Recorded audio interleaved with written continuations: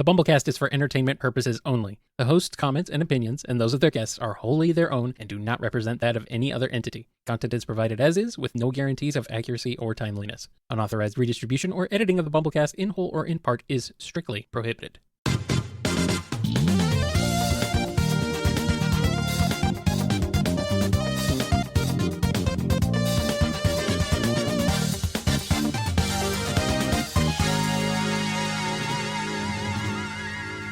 Welcome to a special edition of the BumbleKast. I'm your host, Ian Flynn, the Bumble King, and joining me as always is my Bumble co-host, Kyle, JCRB Krause. But enough about me. Oh, we have a special guest here today.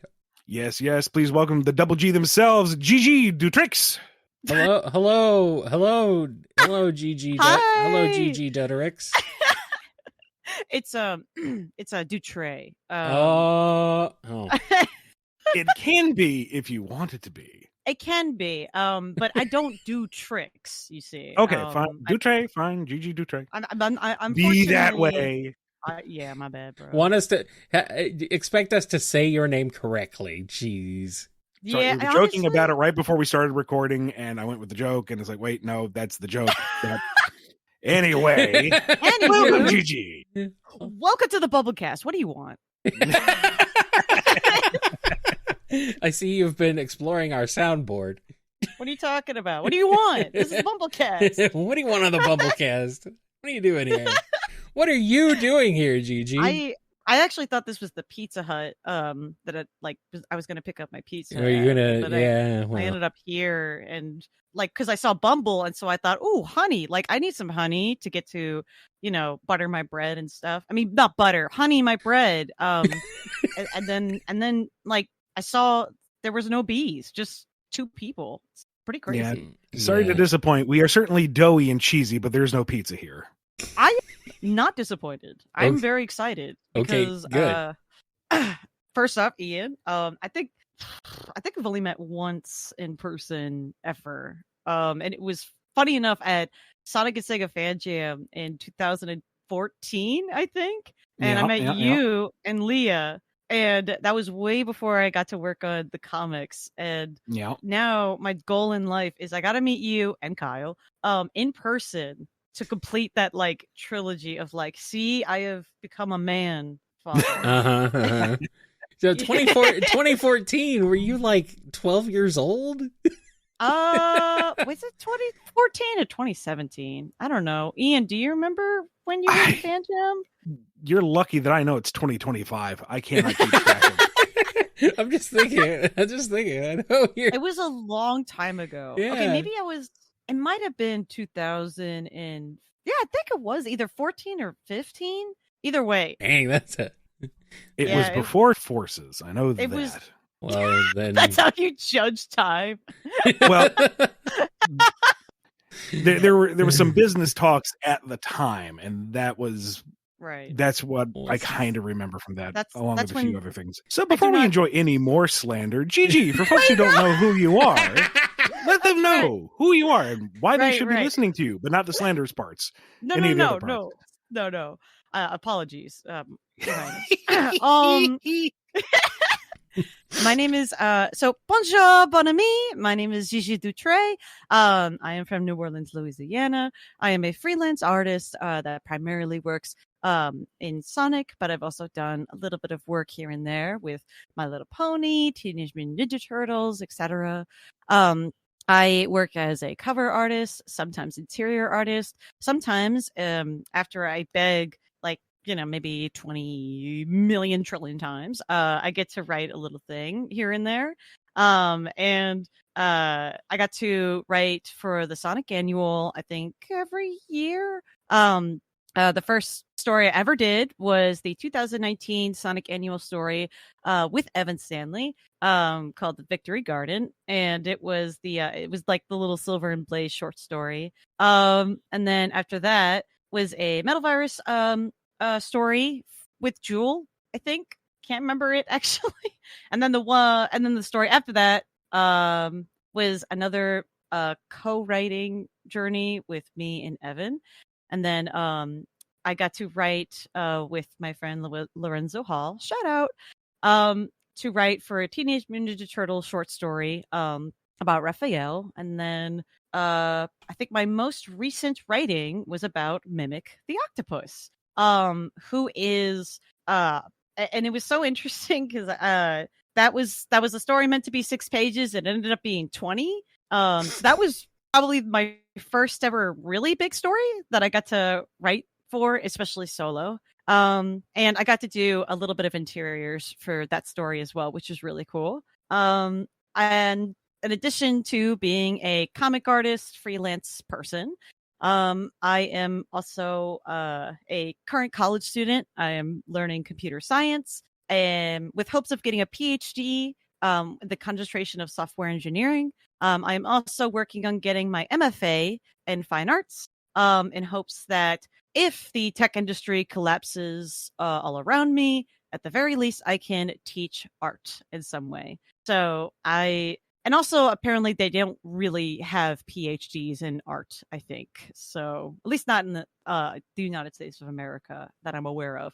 So that is my current education experience. My future goals is hopefully continue being a comic artist, video game maker, and avid parrot keeper, because I only have one parrot, and that is my role in life, is to ensure that birds of all feathers and colors and stuff are loved and appreciated. And just a heads up, in case this audio has any screaming in the background, no, that is not someone getting slaughtered or murdered or anything. That is just my pet parrot screaming for attention, or just screaming because she's a parrot. So just a heads up. I was kind of waiting for her to chime in when you started talking about parrots. Like, surely she knows the word parrot. Now is your time, Little Blue. I know, but she's currently eating right now. I guess okay. Yeah, she's fueling up. Don't worry. I'm sure it's gonna come. I'm ready. I'm prepared. Ignore the screaming in the background. Yeah, no, don't worry perfectly about that. normal. It's fine. Honestly, it is.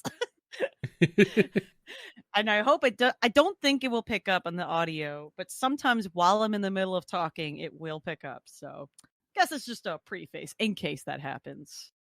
Okie dokie. Yeah, now I kind of hope it happens, so that that preface was not unwarranted. We've had plenty of BumbleKats bomb the show before. Parrots are welcome as well. All manner of creatures can make noise here. Let's go! I'm ready for that. So now that we know who you are, why are you here? What has brought you to the BumbleKast, aside from the expectation of pizza? I'll be real with you. I'm a little nervous. Oh, don't be nervous. I'm actually don't being be nervous with very, us. very shy because, I really, really look up to you. And why? So, what do you mean why, dude? What do you mean? What are you talking about, Ian? What do you mean? What do I mean? I'm just a dude who writes the things.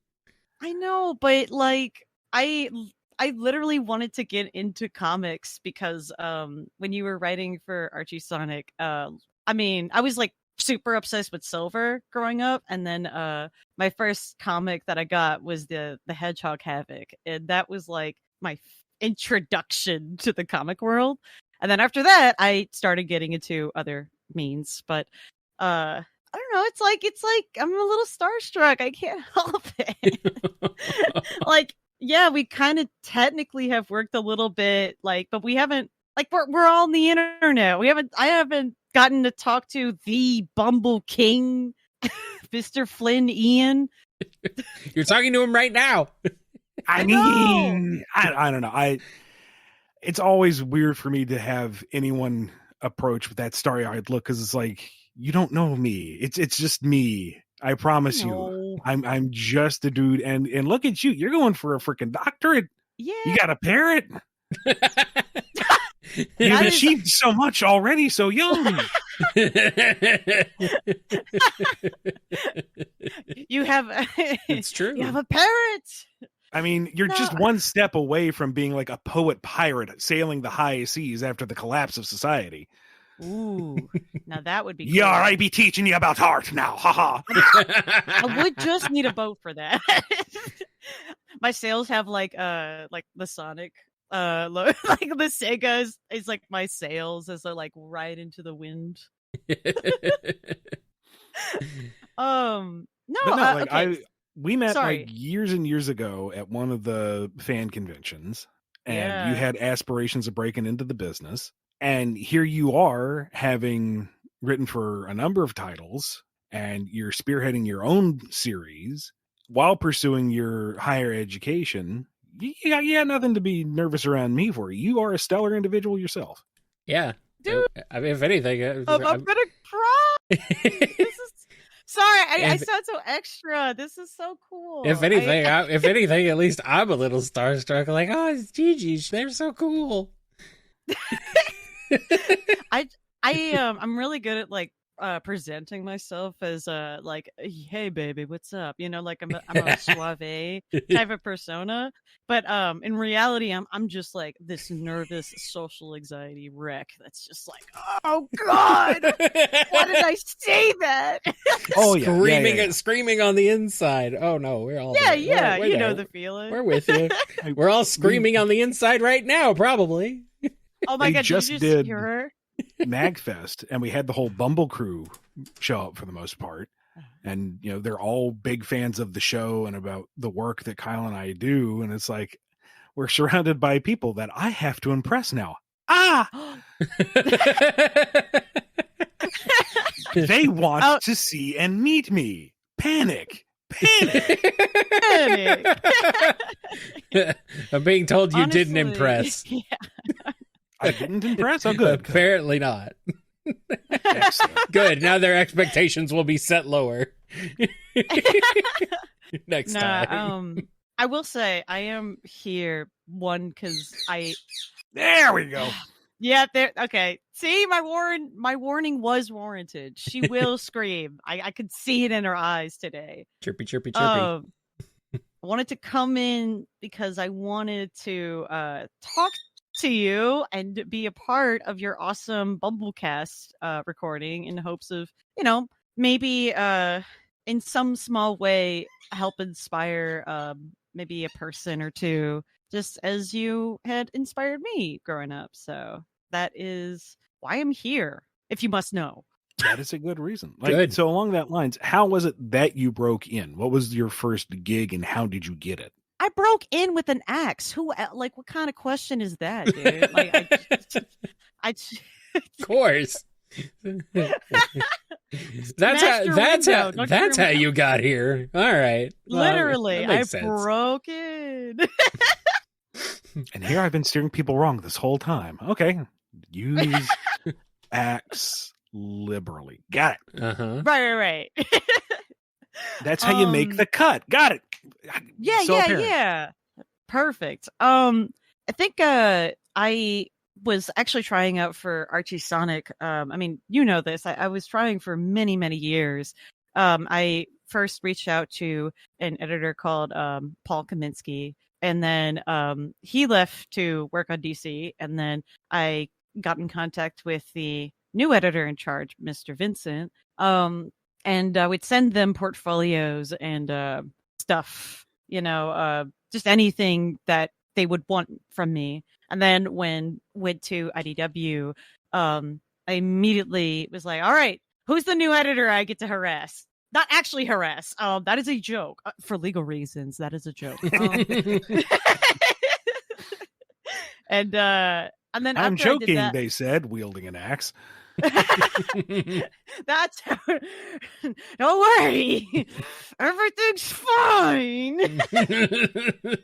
Put that down. Actually, funny enough, I think it's been long enough that I could probably talk about it. I was originally slated to do a cover for issue 8, but after I would sketch something out and they were like, cool, go ink it. So I inked it, and then, can you do like 7 turnarounds all of a sudden? And it's like, wait, what? And so I had to do a bunch of turnarounds, and then eventually they were like, yeah, don't think that this is the cut. Your style's just not what we're looking for. And it was like such a weird 180 at the time. And so, but I was like, okay, whatever, that sucks, but I will keep trying. And so Evan was a huge resource and help for me in getting feedback and also just kind of understanding where things were. And eventually she was really kind to involve me in the first annual story that they were doing. And that's kind of how I got in after a lot of persistence and a lot of trial and error and then after I got my first thing, I kept on asking for more and I kept on trying out for more. So I think the lesson here is it's not insanity. Yes, I did it over and over again, but it's not insanity. I don't know what this is, but it's not perseverance. Yeah. It is truly perseverance. That is a kind way of saying. Yes. And it ties back to something I've said on this topic a number of times, is that it's a bit of a catch-22 because it's hard to get into the industry until you know anyone, but you don't know anyone until you get into the industry. Yeah. And in your case, you happen to know Evan, and Evan was able to, open a few doors and help boost you up along the way. Yeah. She was such a huge help. I genuinely owe her so much for everything that she's done. She is awesome. I'm really thankful for what she helped me get into. So folks who are following in your footsteps and are looking to break into any part of the business themselves, support each other. Everyone wants a piece of the pie. Everybody wants to do this fun stuff. So support each other, because as soon as one of you makes that break, you can be there to help them up. Don't pull the ladder up behind you. Yeah, no, a lot of times I try to, excuse me. Oh my gosh, I almost just burped into the mic. Ew. I genuinely like, when some people, they'll send me their portfolios in like DMs or something. And when I can, I try to give feedback. Lately I haven't had a lot of time to do that. But every now and then I'll try to be like, hey, like this is probably more what they're looking for. And I'm really thankful and kind of lucky to even be in a position like that to give feedback at all. I have a serious bad case of imposter syndrome, though. So, like, I keep thinking they're going to find out that I actually suck and they're going to, like, boot me eventually. Like I know that's like... If it's any comfort at all, I've been doing this for 20 years and that never goes away. Yeah, it's kind of cool. It's kind of unreal. And I'm just thankful to be working at the Sonic brand and all. Honestly, I hope you don't mind me like kind of sharing my future goals. I kind of touched on it a little bit, and not to make it about me and, oh yeah, this is an interview about me or anything like that. It's your guest episode. Yes, it is. You're right. I'm slamming my hands on the table. Oh, you didn't hear that? The freaking... I am destroying the door, taking in the axe. It's time. Good. Yes. Oh, I'm carving my name. This is now the BumbleKast featuring Gigi permanently. Good. You know what? Good. This is... Anyways, enough with the violence. Back to the nice things. So my goals, honestly, I really found a lot of joy in doing interior work, and in writing, I just gotta say, Ian, holy moly, macaroni and cheese with spaghetti on top, dude. Like, oh my gosh, it is so much harder than I mean, not obviously it's hard. Obviously, it's a type of art, but even when I was writing for just like that 20-page mimic thing, I panicked the whole time, and I realized that I enjoyed doing the interiors more because it's like, oh, the thing already is figured out for me, so it's fine. And not to say that I don't want to write more things in the future. I realized while writing that mimic story, I could not do what you and Evan do and like pitch entire story arcs for the comics that you work on, and then adjust accordingly to the feedback that is given. Not to say that criticism is welcome, but you know what I mean. Yeah. So, I would rather work on my own type of stuff. Like I like more control over my writing creativity, and so my goal is for comics specifically. If I write anything else, I'd like to write for the things like I really, really like. For instance, you know, I don't know if you've read this series that's ongoing right now. There's a series called Absolute Superman. It is like he is so hot, man. Oh my god. And like I want to draw a cover for it so bad because it's so, oh my god, he has like people are like, oh yeah, he has an emo haircut. I don't know if you know what I'm talking about, but like basically Superman alternate universe. It's a darker universe. So like he can't cut his hair, and so his hair's like kind of got that emo boy cut, and it's so good. Like in terms of like just how handsome he is. Like he's a living, breathing Vogue icon, and it's been driving me insanely bananas. Anyways, so you read it for the plot. Got it. Yeah. Read it. Read it for the plot. The plot. So much plot all over that cover. Look at all that plot. Acres and acres of plot. Don't get me crazy, dude. You don't want to like it crazy. But like I would like a super like that kind of got me into really focusing on DC and wanting to do, even though I know Superman interiors are very, very hard to get into. So I probably realistically would like to start in something smaller and grow from there. Oh my god, he's so hot, man. I want to like do something for that. Like I would love to work on DC just so I could do a cover, at least a cover for that series. I would never want to take away the interior art because the interior artist that's doing this current series right now is so good. Yeah, Absolute Batman's also really good too. He's swole as heck, and beautiful and handsome, but he doesn't have like any long hair that's like kind of hiding his like eyes a little bit, so he looks so mysterious and anyways, I'm sorry. I'm getting a little too lost in the sauce here. My eventual goals is I'd really love to move and push myself to be a comic artist for more direct market, like for the big two, as well as probably doing something for, scholastic graphic novels in the future if there is an opportunity. But in general, I'd love to really push my art skill and really delve into the big two IPs. And then in addition to that, yes, you're going to learn very quick. I have a tendency to be very ambitious. But I also want to make my own video games. So every now and then I kind of draw out like some of the things I want to do, but part of the reason that I really want to learn coding and why I'm getting a PhD, partially so I can ensure I have a steady job out there, since freelance is kind of like very much a juggle for me. But it's to also find a steady job so it can be my income flow so it can fund the video games that I want to create. I specifically would love to create video games that deal with horror, romance, maybe eldritch horror romance specifically. And it would be a visual novel hybrid series that I'd like to create. And so I that's kind of what I mean when I said earlier that I really want to focus on my writing, like for my own stuff.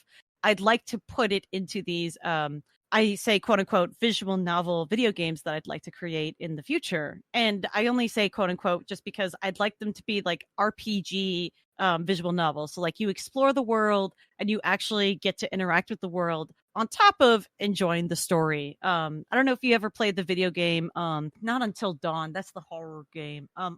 Until then, if you have not, I'd recommend looking it up. Until Then is very like akin to the type of visual novel video game hybrid that I want to make. And kind of like, and maybe like a little with some like implication Slay the Princess vibes, I suppose. And so to recap, my ambitions: make video games, do comic art.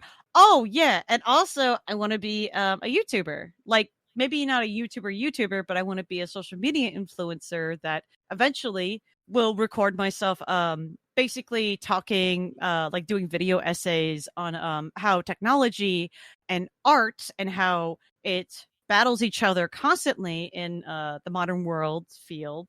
And because I'm always doing theses, thanks to working on a master's and eventually working on a PhD, video essays are basically just theses anyways. I'm probably saying that word wrong. But yeah, so those are 3 things I really want my future to be. And all of it is to culminate into doing all these things and basically like the steady job that I would get from maybe being a software engineer for like a insurance company or something. That would be like just the steady thing to help me fund, and then once that stuff kind of goes through, I can just be my own business and make my own days and be my own boss or something. You got a lot on your plate. Now, I do have one question in this process. Yeah. When do you sleep? So here's the thing. When do you eat? So here's the thing. Yeah. Gigi will learn how to photosynthesize, and then Yes. See, the thing is, redheads, like, we have this innate ability, since we can't, like, we don't really go out in the sun, otherwise we get this malignant melanoma thingamajig. And so, like, you could just you can stay inside in the darkness. Yeah. And that's just kind of how you exist a little. I mean, I'm not a redhead, but right. yeah. Talk to the One Ring, call it your precious. I know how it goes. Yeah, pretty much. Yeah. Actually, fun fact, a few of my familiars and friends may know this about me, but I actually like going to sleep around 7 p.m. and then waking up at 4 in the morning because I like to work out really, really early. That's also my like 4th ambitious thing, is I'd like to like be super swole. I'm getting there though. I'm getting to that goal a lot sooner. Yeah, I've seen the pics. You could kick my ass. No, I would never kick your ass. I'm not saying that you would. I'm saying that you could. Oh, yeah. I would kick. I'll be your bodyguard in this kingdom of Bumble. If you got okay. walking in, being like, "Oh, Ian Flint's a poopy head," and I'll just take the axe and be like, "Hey, let's go on the back. We can hang." Well, I mean, Gigi, I have a small problem. Could you fix this for me, please? Thank you. Ian Flint is a poopy head, to be fair, though. I mean, they're not wrong. It's like that Disney movie, The Emperor, where he's just like, "Oh, the Emperor says that you must be kicked out or something," and then like you threw off my groove. Like, that's what it was. You threw off my groove, and they call me Bumble Cusco. Yo, does that mean we get Tom Jones to do a remix of our theme? Because I will totally be on board for that. Let me get the phone right now. It wouldn't be unusual. So that's Gigi. Take care of this guy. He's getting too smarty mouth. As you wish, my lord. I got you. Come here, little buddy. The last thing Kyle hears is a laughing parrot. Oh yeah, of course. Right. They learned from the best. Yeah. So that's I think that's my whole life's journey. You have. Thanks for having me. Maybe I'm pulling back the curtain on this before you want it talked about. So if so, please tell me to shut up and Kyle can edit this out. But no. What about Red? Yeah. Okay. Yeah. That's yes. Okay. Yes. Okay. Let's talk about that. I got you. Listen. So, there is a particular story that I really, really want to make. I've pitched it as a comic, and I decided, after pitching it a few times, it's probably best that it becomes a video game. And so, I have been very much in the early stages, and it's also been the main reason why I want to make video games, because I really, really want to make this ambitious, giant, choose your own path and have multiple different endings on this dark eldritch romance. Originally the story was called Aeonian Red, but now it's been turned to Eternal Red for marketing reasons, because nobody knows how to spell Aeonian, and I totally get that, because I keep forgetting how to spell it. It is like there's nothing to really show at the moment, but it has been like I have been utilizing the concept of it from turning into it, from taking all the comic aspects of it and turning it into this big giant magnum opus. It would probably be like my third game, ideally, that I would make. Like I want to make a game that kind of has similar themes to it, basically. As like my first video game ever for my video game company. And then my second one would be don't think I have a title for the second one just yet, but I'm debating between like doing Eternal Red or this other one. And then because Eternal Red is supposed, sorry, I'm getting a little too lost in the sauce with it.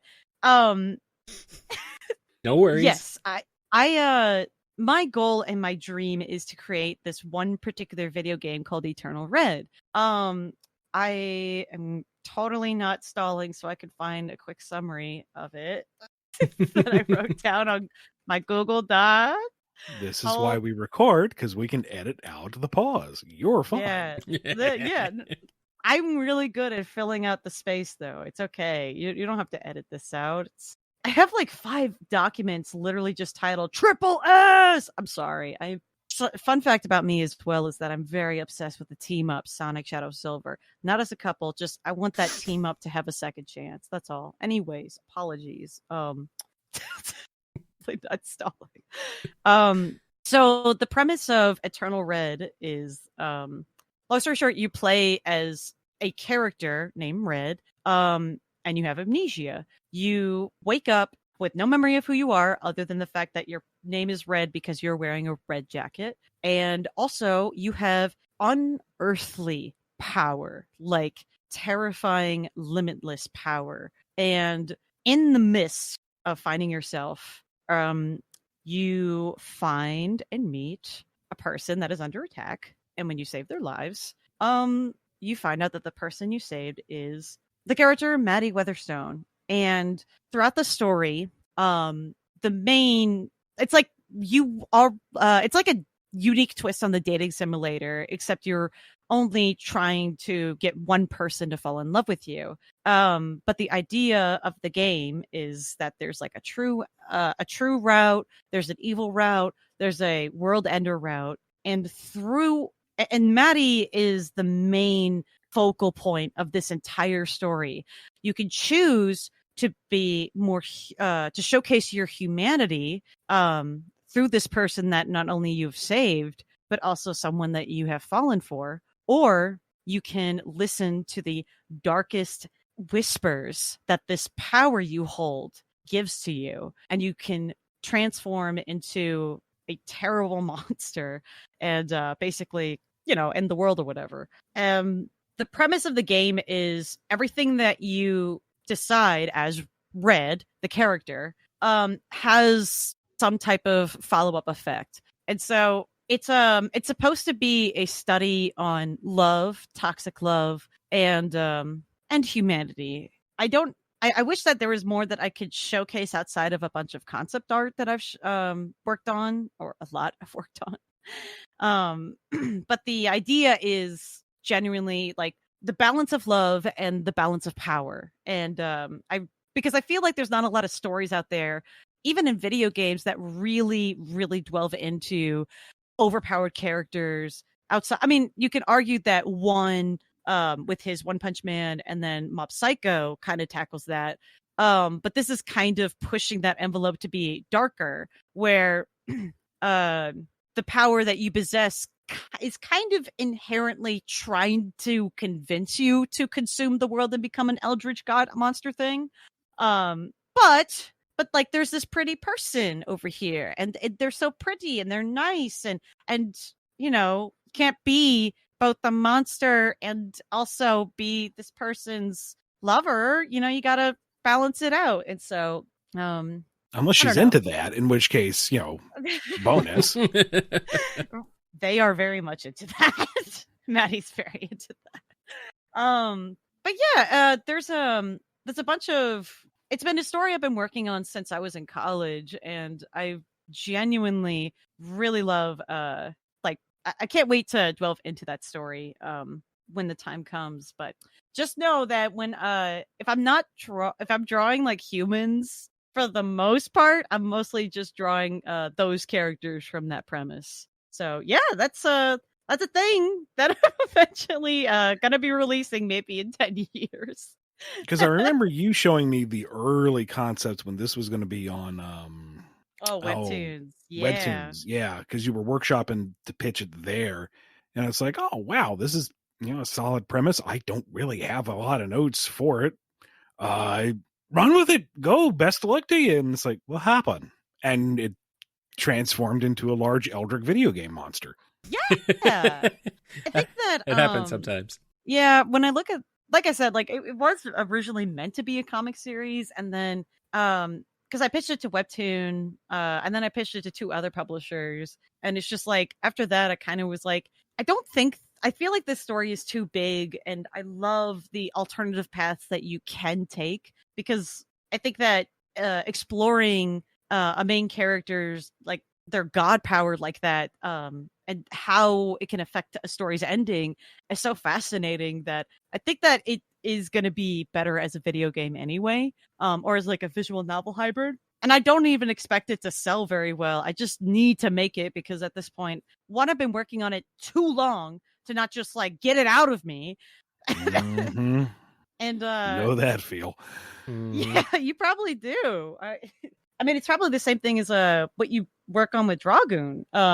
I mean, it's like that's been in production limbo stuff for a hot minute, right? Yeah, and we might have been further along if we hadn't decided to scrap it all and start from scratch. Yeah, I did the same thing. I mean, the final product will be stronger for it. Yeah. What we did was good work. What will come from it is better. It's just, time is a horrible beast that devours all things inescapably. It really does.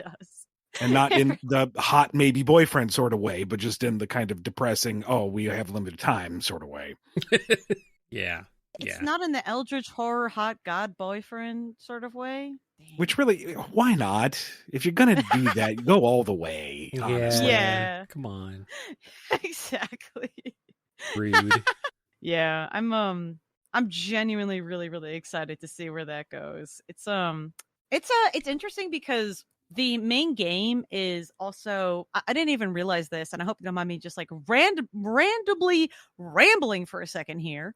Apologies ahead of time, but I was genuinely super, super inspired. I think this is an interesting slight segue / mention of this book. But like one of my favorite books of all time, the genderqueer novel that I told you about, it doesn't deal with romance, but it deals a lot with identity and psychological study. Even though it's more educational, it's kind of helped me understand and realize that a story to me feels the most realistic when there is diversity. And so for the main story, the character that you would play in Internal Red, the boy with amnesia, spoiler alert, but the main character that you would play would be a trans man, and the person that you fall in love with, Maddie, is a non-binary trans person of color. And the entire cast of the game,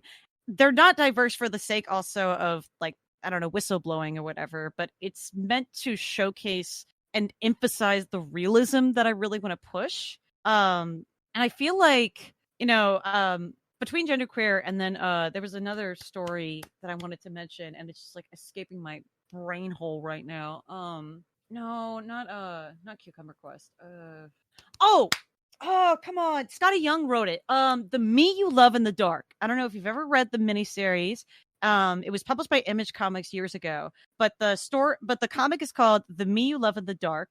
And that was like, it was a mini story about a female artist falling in love with an eldritch horror. You never know what it is. It's kind of like a toxic relationship thing.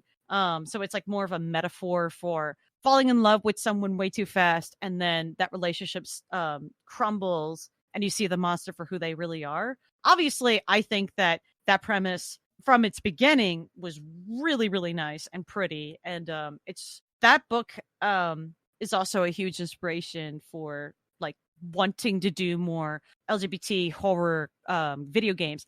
funny enough, I did not know this as well, but a lot of horror games are usually a lot better at the representation stuff versus other genres. And I guess because like horror is so much more like it's more accepted to be experimental if you or to be more risky with their storytelling because it's horror, and if something seems odd and off to you, it's like, oh no, it's just part of the genre, buddy. It's all good. It's yeah, don't worry about it. Don't worry about it. So it's interesting, and I really have been loving the video game route that I've been taking. But that doesn't mean that I'm gonna give up on the comic stuff. If anything, drawing comics has helped me improve myself as an artist way faster than if I was just like being an illustrator or whatever the thing is you do when you draw.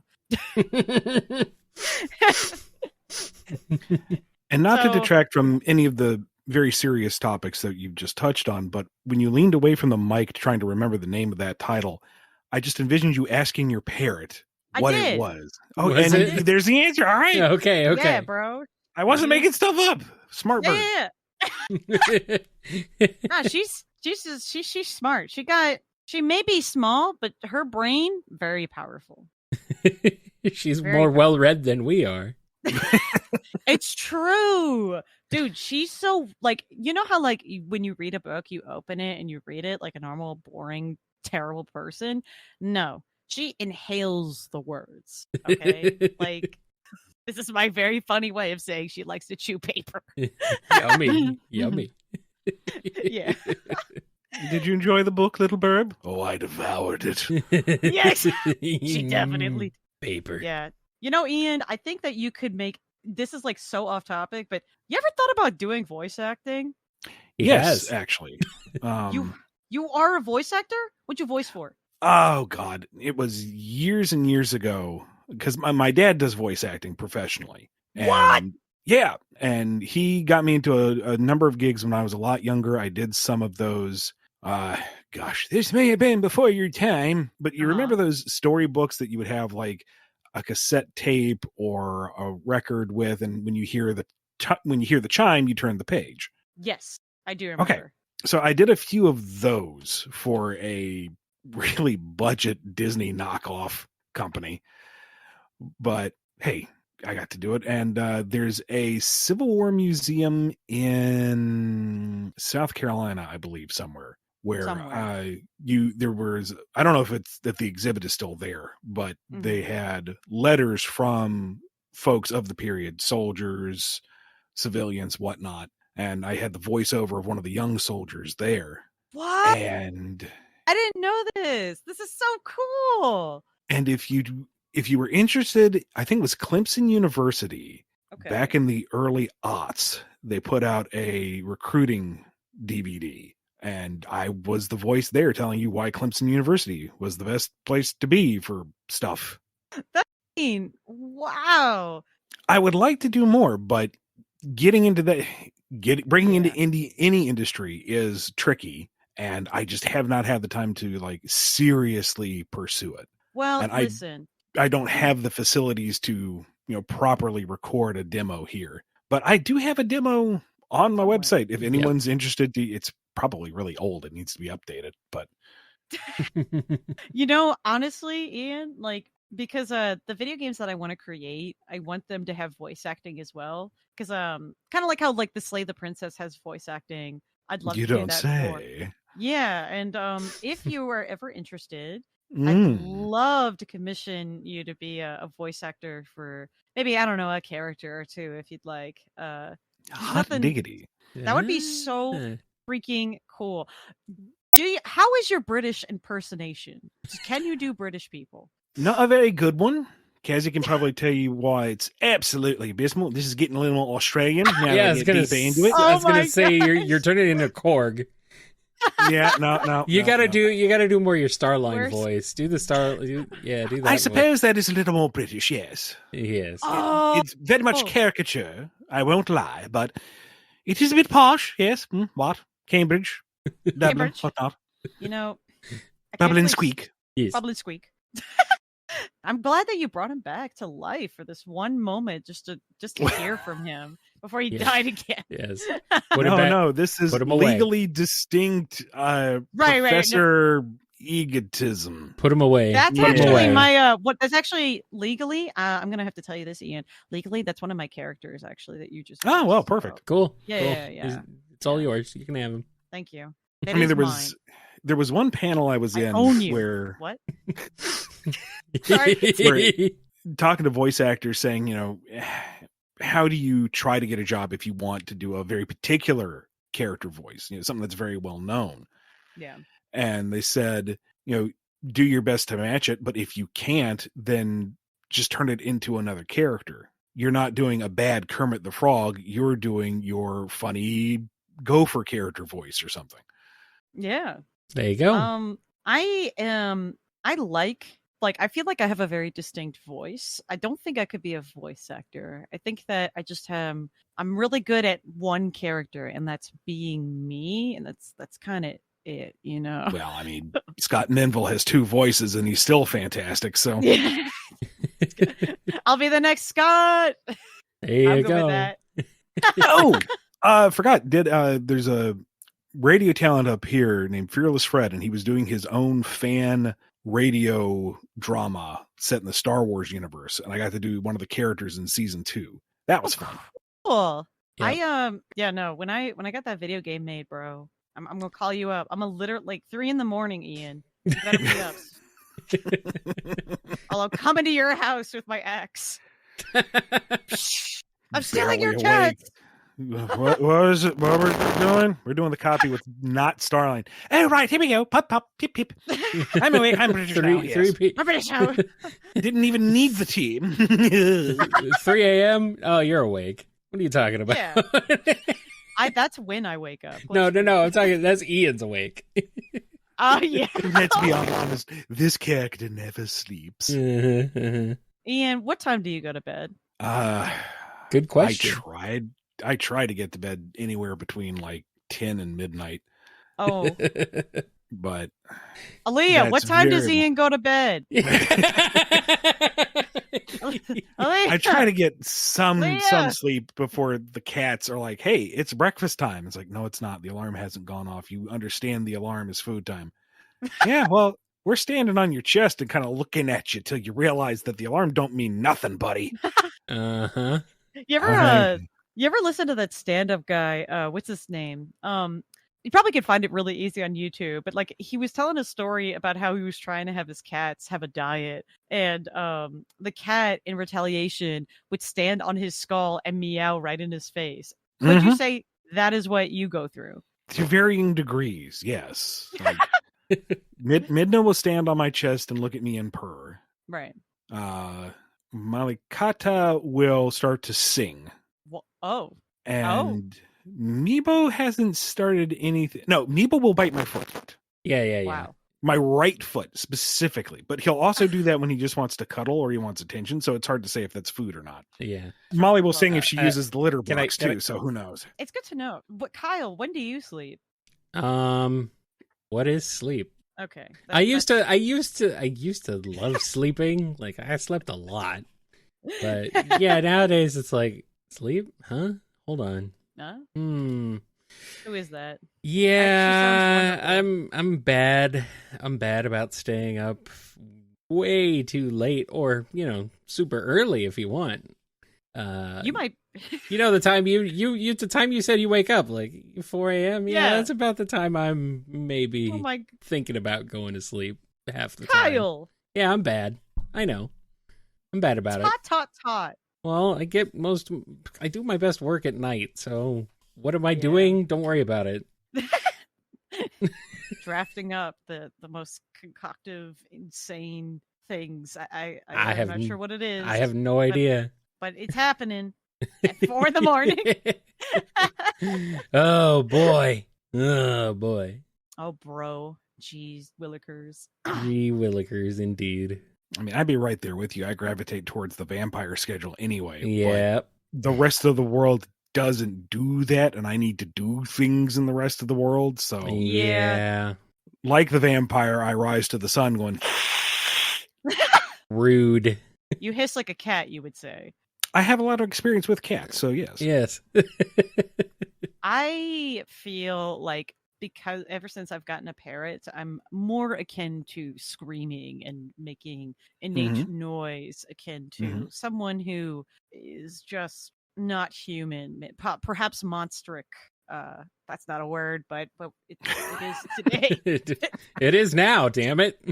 Damn it, it is. If my Language is mercurial. Monstric can become a word if you use it often enough, and people start using it too. I don't know what mercurial is. I just thought of a mermaid when you said that. It's a very cromulent word, trust me. What the heck is a cromulent? Oh God! See, this is why I can't be a writer. No, I can be a writer, just not the Ian Flynn's. The joke being that cromulent isn't a word; it's a nonsense term that was used in The Simpsons to sound like a very smart word, meaning something along the lines of. I thought you were making a food pun, to be honest. No. It had no meaning, but in the context, it had meaning, and then because it's Simpsons, everyone made the joke along with it until it became part of the grander lexicon, and now cromulent is a word. Yeah. It's a perfectly cromulent word. I gotta be honest with you.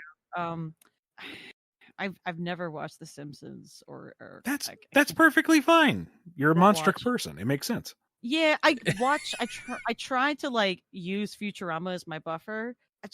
The style and the I don't know. There's a specific time period of The Simpsons too that's like the good era, and then the rest is kind of like, don't worry about it. But even still, Futurama is kind of the same way. Yeah, I feel like there's some really standout episodes, and the greater interconnecting lore is really impressive. Right. But just kind of sitting down and binging it, you're like, I don't think it was made for binging, I suppose. No.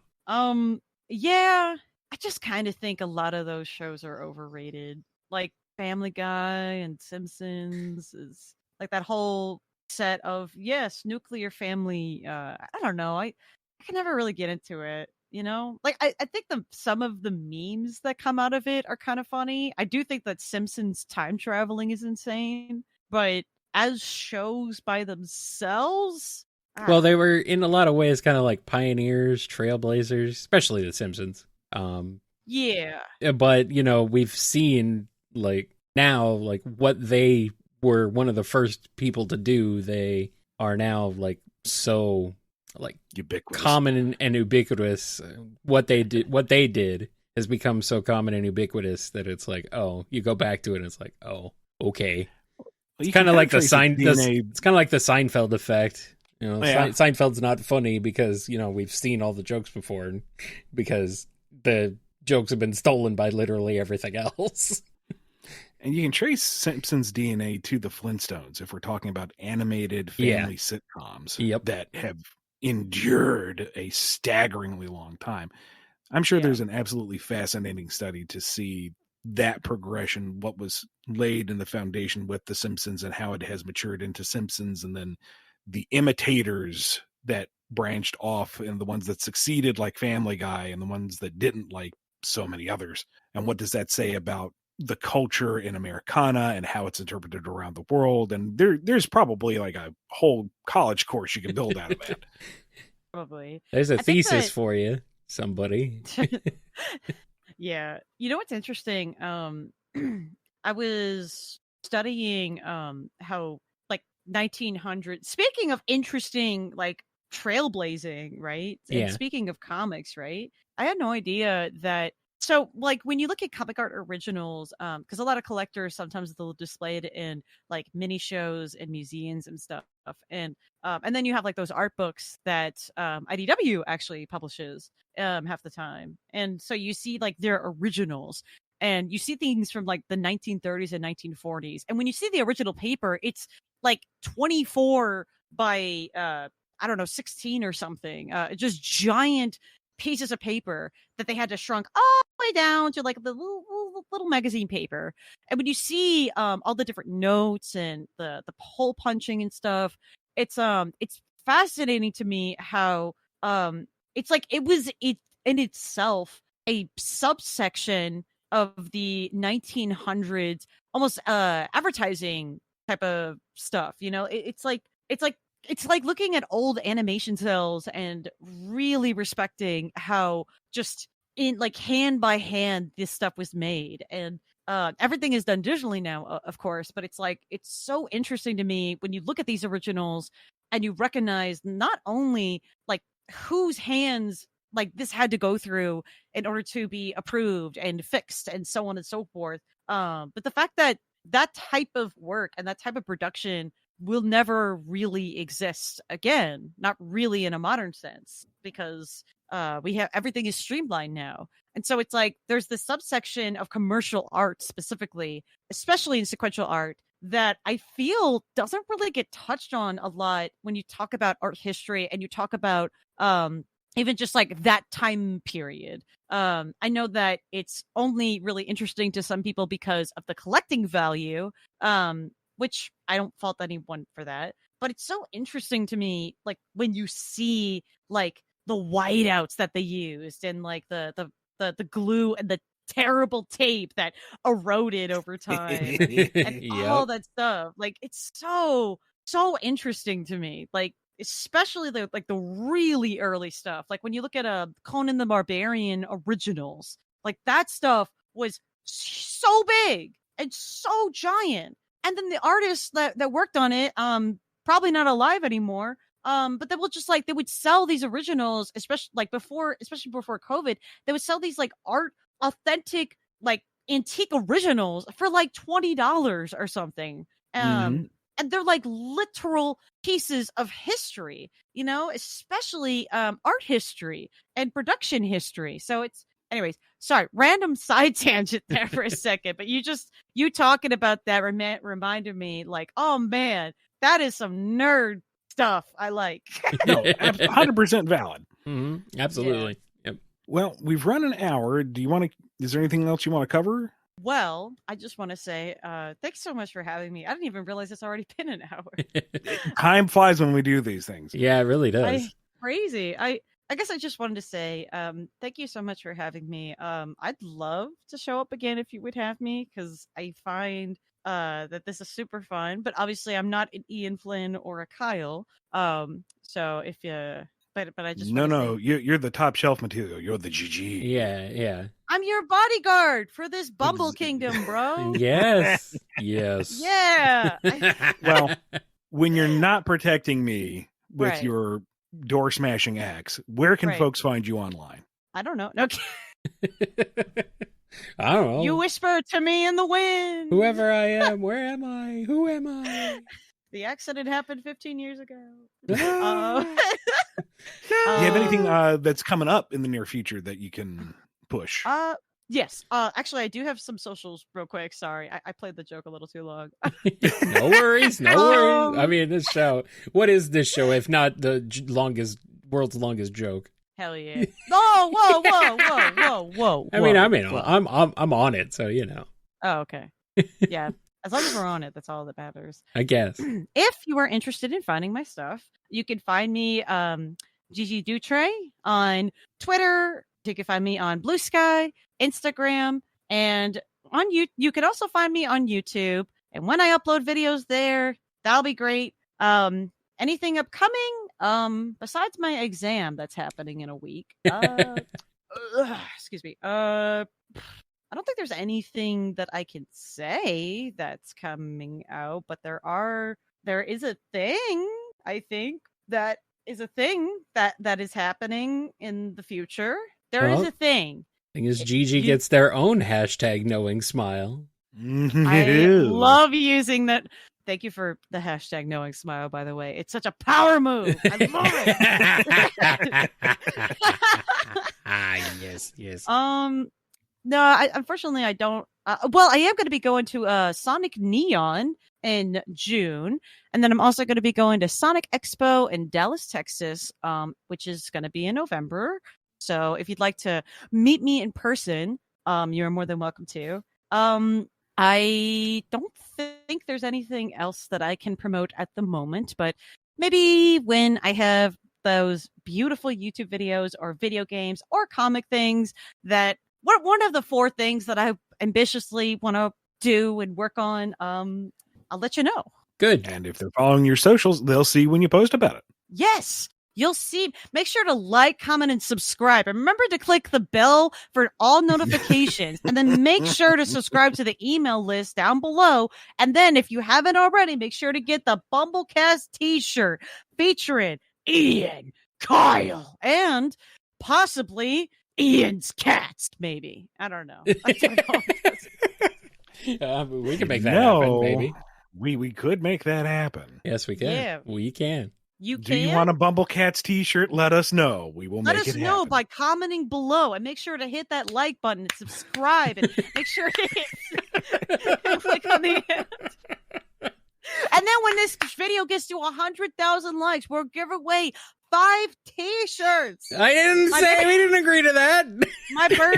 My bird's screaming. Your birds. The birds endorsed it. We might have to I guess we have to do it since the bird said so. Ah, man. Have we had a video that gets to 100 likes? Let alone 100,000. Regularly, yes. We get at least 100 likes. If you like this video 100 times, if you get 100 bots to like this video. 100 all to count. We'll send you Ian Flynn to your house. At least put air holes in the crate this time. Thank you seriously so much for having me. It was awesome to really talk to you guys. Thank you guys are the best. Thank you for joining us. Thank you Both for of having you. me. Wait, yes. I'm so glad my bird got to scream. It would be so embarrassing if I said, my bird screamed. Yeah, of course. All right, Kyle, you got anything here at the end? No. Go check out Gigi. Gigi is awesome. Please. Thank you so much, guys. All right, I'm going to go break down another door. Have fun. Okay, bye. And we're going to wrap up this BumbleKast. Be good to yourselves, be good to each other, and we will see you next time. This podcast has been rated Gigi. Ian, you need to unplug and replug your interface real quick again. Oh, okay. That wasn't me. The static, staticking out. Ian, we're losing you. You're dying, bro. Come back. Level check 1 2 1 2. Yeah, you're good. You're back. Okay. Yeah, it's a stupid thing we got to deal with. That's okay. Do tray. So think of do and tray. Do tray. I knew that, but I'm like, is it that? No, maybe. Double check. Some people say do trick. Some people say do and then forget the rest. Look, be thankful that you don't have to say my real name. You just have to say my nickname, Gigi. Dutrix, Deuterix. You do tricks for us, Gigi? That's cool. Dutterix. Dutrix does sound like a pretty badass DJ name. I mean, yeah, I guess so, but I will do. Yeah, you know what? Maybe that's my calling. Gigi do. Tricka, ow. What time it was? I eat dinner usually at like 4, so I was like, oh yeah, pretty fine. No, please feel free to crunch and munch as loud as possible into the mic. Kyle will be sure to record all of it. Oh, I don't have anything to crunch right now. I can find some things in the kitchen. Crunch, munch, and munch. I don't even have any water. Whoops. Uh-oh. Well. It's okay. We can handle it. Who needs hydration anyway? It's overrated. Cassie does not like food ASMR, but you know. Ugh. Yeah, me neither, but you know. No, it's a little. I like making weird sounds personally, like more so to be obnoxious. Yeah, like I don't need food to make loud, obnoxious sounds for me. I could do it myself, you know. Yeah, well, it's a good thing you're on this show then, because that's literally all we do here. More or less.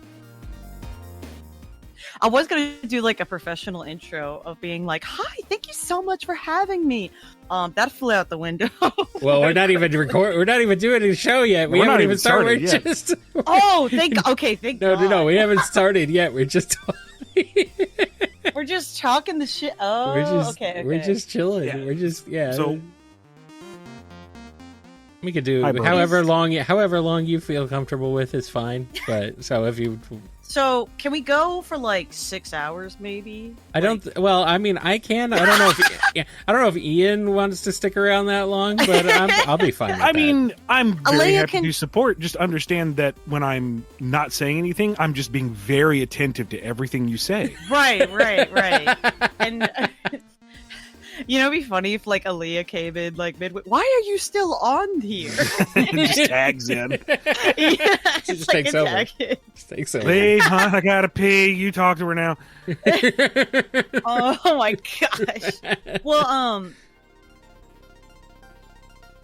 Oh, Gigi. Oh no, they got her. Oh, They abandoned the Gigi. They got them. They got Gigi. The ninjas. rough voices. The There ninjas we go. got Gigi. They got me, Oh, no. Okay, you're back. bro. They're like, no. No. If anything, we could talk about it maybe in a BumbleKast After Dark or something. Maybe. That'd be fun.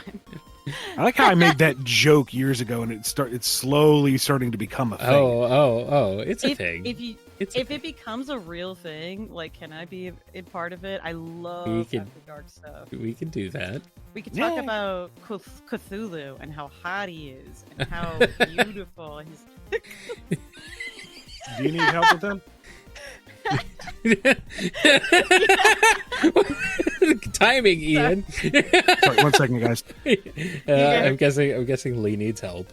Yeah. That's all right. Timing, though.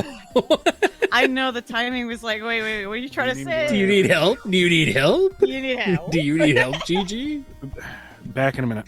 No worries. No worries. You've been listening to the BumbleKast, a co-production of Bumble King Comics and the KNGI Network. Original theme music composed by Ken Coda Snyder. Remixed intro by T-Lopes. Find out more information, along with podcast feeder links, MP3 downloads, and more at bumbleking.com and kngi.org.